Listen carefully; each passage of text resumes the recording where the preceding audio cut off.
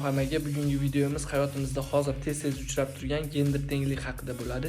Gender tenglik o'zi bor narsami yoki o'ylab topilgan mafkurami? Videoni oxirigacha ko'rsalaring, hamma savollaringizga javob topasizlar. Bu ayol mashhur feminizm asoschilaridan biri bo'lib, uning ikkinchi jins kitobi feminizmga asos soldi. Haqiqat shundaki, u hech qachon oila qurmagan va farzandlari bo'lmagan.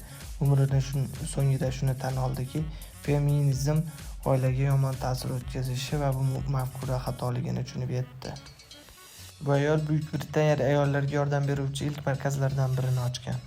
Haqiqat shundaki, feministik harakatlarda erkaklarga bo'lgan nafrat borligini tushunib, bu harakatlardan voz kechgan. Bu ayol feminizm asoschilari, tarixchi, yozuvchi. Bu ayol ham umri so'ngida shuni tan olganki, feminizm ayol va erkakni raqobatga undab, tabiat qonunlariga qarama-qarshi yashashga undaydi. Feminizm bilan umrining oxirigacha hech kim baxtli yashay olmaydi deb tan olib, 61 yoshida turmushga chiqqan. Savol.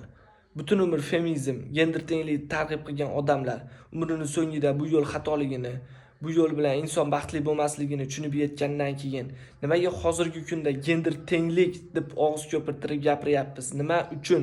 Sizlarga savol. Bu narsalar orqasida, ya'ni gender tenglik orqasida boshqa narsa bo'lsa-chi, boshqa maqsadlar ko'zlangan bo'lsa-chi, videoni oxirigacha ko'rsalaring, gap nima haqida ekanligini yaxshi tushunasizlar.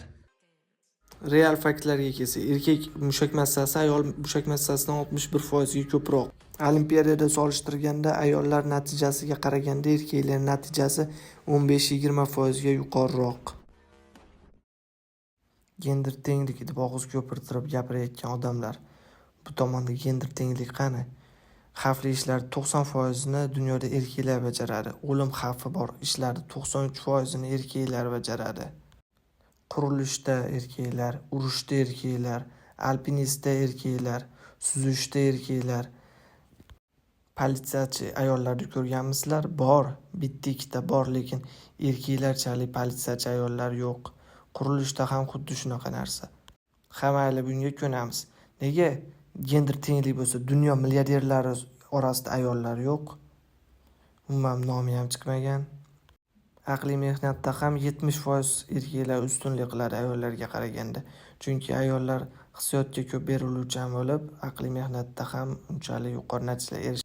Men bu videoda ayirmachilik qilganim faqat haqiqatni aytyapman. Dunyo liderlari orasida ham masalan ayollar deyarli yo'q. Bor, lekin kam sonlik.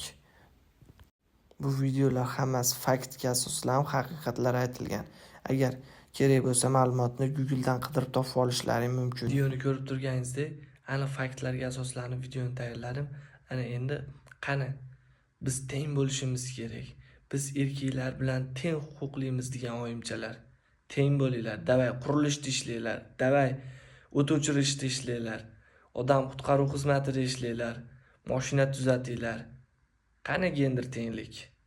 Gender tenglik bo'lgandan keyin 100% hammasiga amal qilish kerakmi? O'zlaringga foydali narsani gender tenglik deb olmasdan. Bu hamma ayollarga tegishli emas. Gender tenglikni qo'llab-quvvatlagan ayollarga tegishli. Tabiatan erkak kishi oilani ta'minlashga, farzandlarni boqishga, shunaqa narsaga moslashgan. Ayol kishi oila mas'uliyati, farzand tarbiyasi, oziq-ovqat, shunaqa narsa. Bu degani ayol kishi uydan chiqmay o'lib ketadi degani emas. Faqat hamma narsani o'zini vazifasi bor. Erkak oilani himoya qilsa, ayol oilani barpo qiladi. Videomiz shundan iborat edi. Agar yoqqan bo'lsa like bosib, kommentariy yozinglar. Obuna bo'lasizlar degan umiddaman. Rahmat hammaga.